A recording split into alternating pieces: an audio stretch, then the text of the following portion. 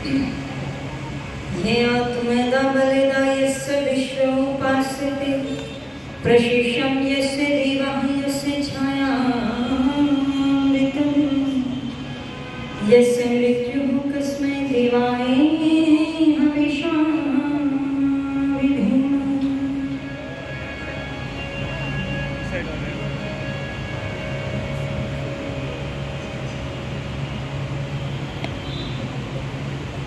हे प्रभु आनंद दाता जाने हमको दीजिए शीघ्र सारे दुर्गुणों को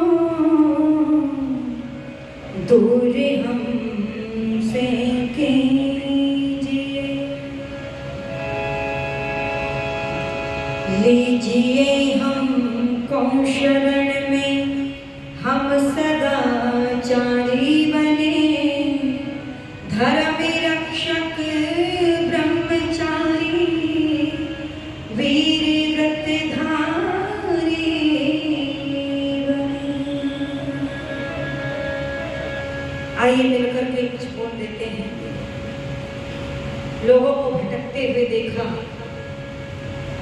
और सबसे ज्यादा भटकाव यदि पाया गया तो बोलो ईश्वर भक्ति के नाम पर मिला।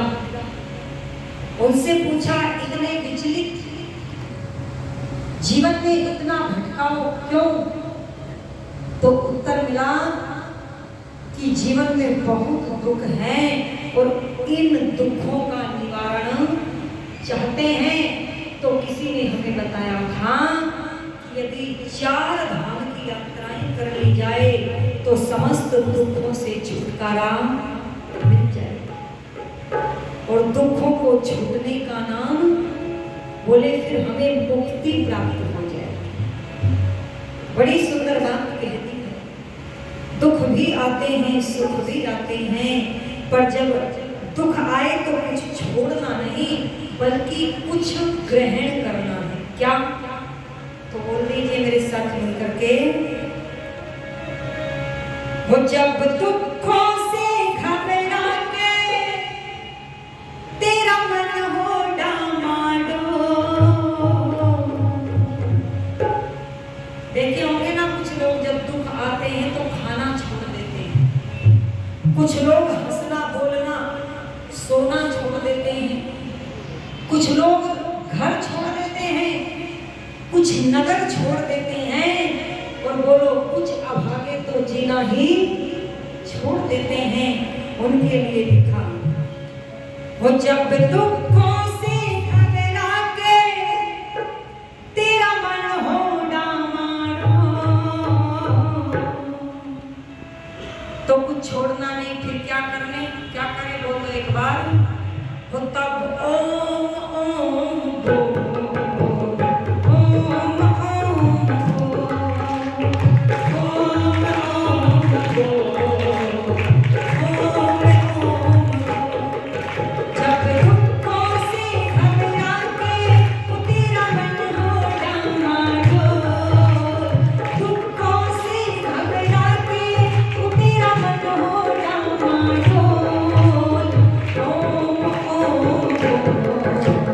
Oh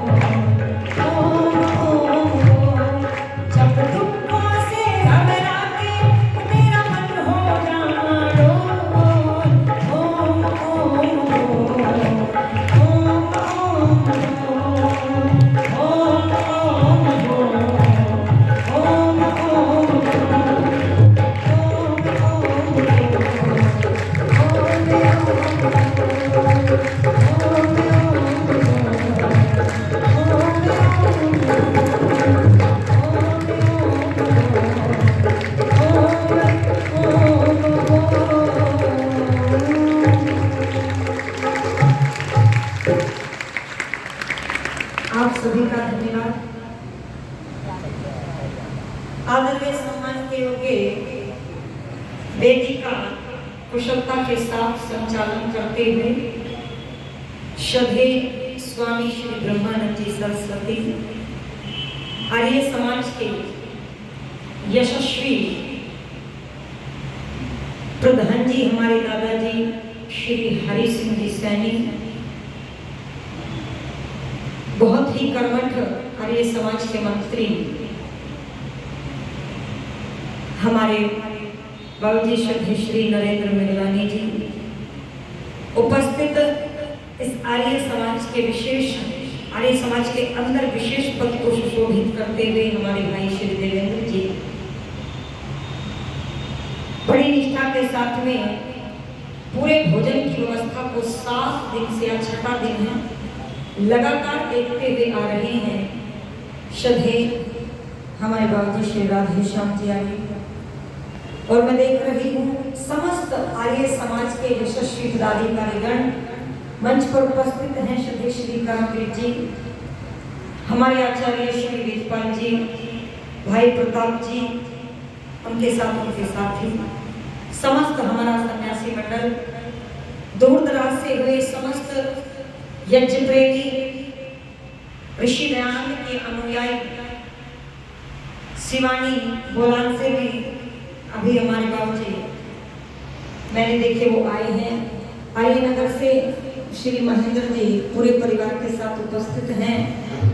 जहां जहां से भी आप लोग आए हैं सभी का मैं हृदय की गहराई से सम्मान करती हूँ। कुछ नाम मुझे पता नहीं, कुछ समय की बाध्यता के कारण लिए नहीं जाते, पर एक बार तालियों के साथ आप सभी का सम्मान बढ़ाओ। हमारी परंपरा है सभी का सम्मान करना। भानगढ़ से भी हमारे भाई बैठे हैं, प्रथम दिन से ही उपस्थित हैं। छोटे छोटे प्यारे प्यारे बच्चों, बड़ी सुंदर चर्चाओं को आपने सुना और चर्चा हो रही थी भक्ति की, क्योंकि हमने इतना विकास किया है। आज क्या खाना क्या नहीं खाना इस पर भी शोध हो गए। किस प्रवृत्ति के व्यक्ति के लिए क्या होना चाहिए इस पर भी शोध हो गया, और किस प्रकार की पर्सनैलिटी पर किस प्रकार का कपड़ा होना चाहिए वो इस पर भी शोध हो गए हैं। कैसे हमें रहना है इस पर भी हमने खोज कर ली। क्या पढ़ाई आज पढ़े कि भविष्य में हमें लाभ मिलेगा इस पर भी खोज हो गई है। कैसी हमारी सड़कें हो, कैसे हमारे यूनिवर्सिटी हो, क्या हमारा पाठ्यक्रम होना चाहिए, कौन सी शिक्षा की नीति होनी चाहिए। अब तो परिवर्तन हो गया ना, बोले सब कुछ हमने खोज किया, शोध किया, लेकिन जब बात आती है ईश्वर भक्ति की तो बोलो हम वहां पर पिछड़ते हुए दिखाई देते। फिर वहां पर हमारी कोई खोज, कोई विश्लेषण, कोई तपस्या, तो बोलो कोई त्याग दिखाई नहीं। हाँ, इतना जरूर हो गया कि लोग इतने एडवांस हो गए। ऋषि 2 घंटे की बात लिख रहे हैं, और 2 नहीं बल्कि ऋषि ने तो ये लिखा कि कम से कम 1 घंटा तो बैठ करके ईश्वर का चिंतन और मनन करे। पर मैं देखती हूँ आज के भक्तों को मोटरसाइकिल पर बैठ करके जब किसी मंदिर के सामने से निकलते हैं तो वो लोग चलते चलते थोड़ी सी स्पीड बाइक की कम करके और यूं सर करके फिर आगे निकल जाते। एक बार मुझे समझ में नहीं आया इसने ऐसे क्यों किया। मैंने सोचा किसी को बुला रहा होगा, मैंने पूछ लिया भाई तुमने ऐसे क्यों किया। बोले सामने मंदिर है, मंदिर शिव जी का है, और मैंने शिव जी महाराज को सर झुकाया। मैंने कहा क्यों? बोले बहन जी भक्ति करने का समय नहीं, बस भक्ति करनी है। क्यों बच्चों, ऐसी तो भक्ति हो रही है। अरे अर्जुन से योगीराज श्री कृष्ण कहते हैं, अरे अर्जुन इस संसार में 4 प्रकार से लोग ईश्वर की भक्ति करते हैं। तो क्या कहने लगे? बोले चतुर्विद्या भजन्ते जन सुकृतिनो अर्जुन आरतो जिज्ञासु रथारथी जानी के भरत। बोले 4 प्रकार से। सबसे पहले नंबर पर उनका नाम लिया, बोले जो दुखी है। अच्छा बताओ ज्यादा लोग दुखी है या नहीं है? जब शुरू में पूछते कैसे, बोले जी ठीक है, 10 मिनट बैठ जाओ, फिर देखना आपको लगेगा कि इस व्यक्ति से ज्यादा दुखी कोई दुनिया में दूसरा। और दुख कैसे कैसे कैसे दुख है लोगों को? बोले ऐसे दुख है कि ये पड़ोसी की ये जो बिल्डिंग 1 मंजिल की थी, ये 2 की हो कैसे गई 1 साल से? पता नहीं कहां से पैसा आ रहा है, बस ये चिंता रहती है लोगों को, पता नहीं कहां से आ रहा है। और एक बार तो हम गए कार्यक्रम में और वो लोग भोजन के लिए जा रहे थे किसी परिवार में, रास्ते में एक दादाजी बैठे थे बूढ़े पर। मैंने नमस्ते कर ली, स्वभाव है, तो कहने लगे बेटा नमस्ते, ढीली सी नमस्ते ली। मैंने कहा दादाजी शरीर में कोई तकलीफ है? आपने बड़ी धीरे से नमस्ते की। बोला बेटा नहीं, मेरे बेटे बहू मेरी बड़ी सेवा करते हैं, मुझे कोई दिक्कत नहीं है। मैंने कहा फिर? बोले फिर बैठ जा थोड़ी देर, तब बता। मैं बैठ गई। बोले देखो वो सामने 3 मंजिल की कोठी दिखाई दे रही है। मैंने सोचा दादाजी की होगी। मैंने कहा हाँ दादाजी बड़ी सुंदर है। बनवाने वाले ने तो पैसा लगाया, पर बनाने वाले कारीगर ने भी कोई कमी, बड़ी सुंदर। बोले बस यही तो दुख का कारण है, ये जो कोठी है ये जमीन पर नहीं खड़ी। मैंने कहा फिर? बोले कलेजे पे रखिए तेरे दादा के। ओहो। मैंने कहा दादाजी कलेजे से तो मैं उतार दूंगी, पर अब पैसा खर्च होगा थोड़ा सा। बोले ले 10,000 ले, 20,000 ले, 50 ले, बता कितने दूं? मैंने कहा मुझे नहीं, मैं पैसे लेकर के कलेजे से कोठी उतरवाने वालों में से नहीं हूं। पर कोठी उतरेगी कैसे? बोले बता। मैंने कहा दादाजी इसके बराबर में 4 मंजिल की कोठी बना लो, वो छोटी आग हो जाएगी, तुम्हारी बड़ी हो जाएगी, उसको कोई देखेगा ही नहीं। और बोलो फिर आपको कोई परेशानी? बोली ना बेटा गलत बताया। मैंने कहा फिर? बोले ठंड तो पड़ सकती है कलेजे को, पर ये जो भगवान है ये सुनता ही नहीं। मैंने कहा अच्छा ऐसा क्या? बोले सुन। बोला भूकंप आवे, धरती हिले और यो कोठी ढह करके जमीन पे गिरे और इसका बनकर चबूतरा, और फिर यो मूढ़ा उस चबूतरे पे बिछा के और टांग पे टांग धर के हुक्का पीऊ, तब जाके कलेजे को ठंडक पड़ेगी। मैंने कहा दादा फिर रहने दे, भूकंप आएगा नहीं, धरती हिलेगी नहीं, चबूतरा बनेगा नहीं, तू हुक्का पिएगा नहीं और यूं ही मर जाएगा। बोलो ऐसे लोग हैं? अरे किसी व्यक्ति को मरते हुए देखना, जैसे गुरुदत्त विद्यार्थी ने महर्षि स्वामी दयानंद के अंतिम दर्शन किए थे, शरीर पर फफोले थे, कहा कोई और होता ना दुनिया के लोगों।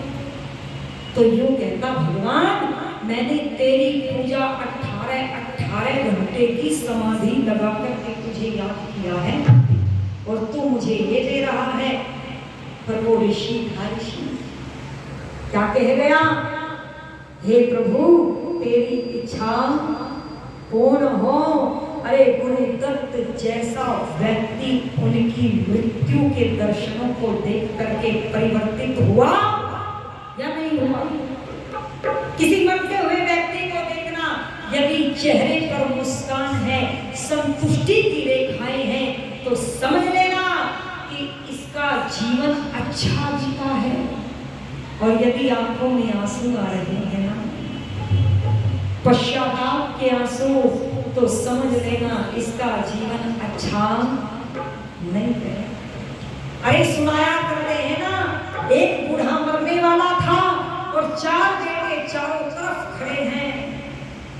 अरे बूढ़ा मरे, पर कैसे मरे? बूढ़ा बार बार दीवार की तरफ इशारा करता है, क्योंकि बोलने की क्षमता समाप्त हो गई। पर क्या हुआ?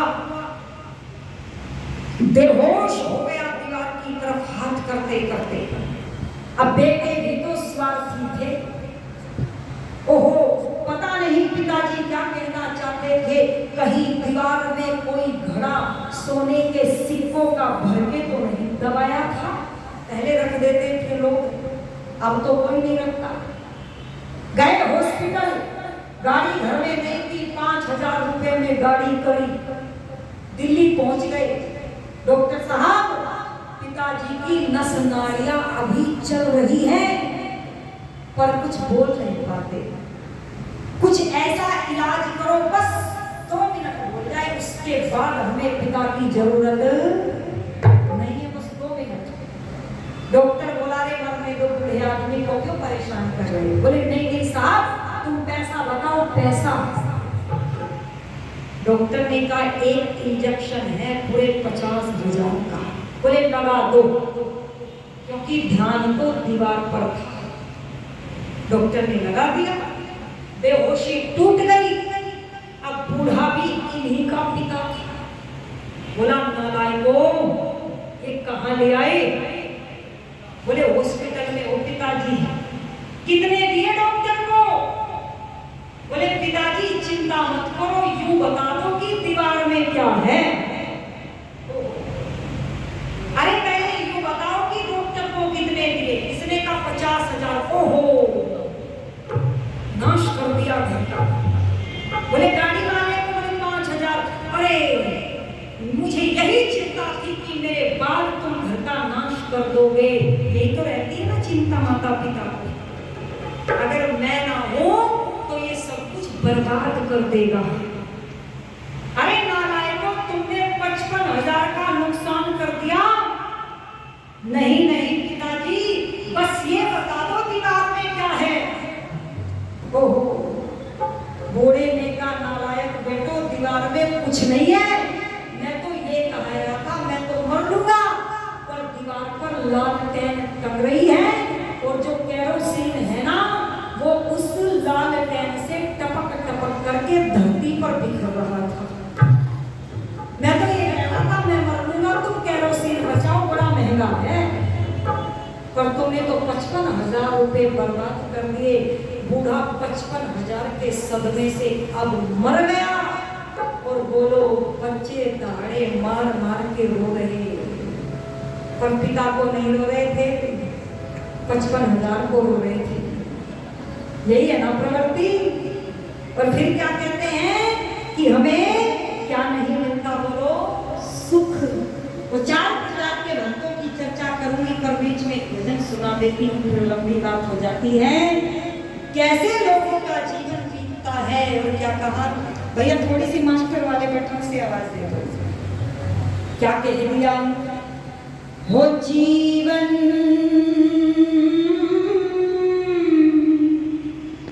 बीते रहा पल पल। ऐसे ही बीतता है ना कि कहीं लालटेन का तेल ना गिर रहा हो। और कुछ लोग ऐसे होते हैं कि सारी रात घरों में घूमते रहते हैं।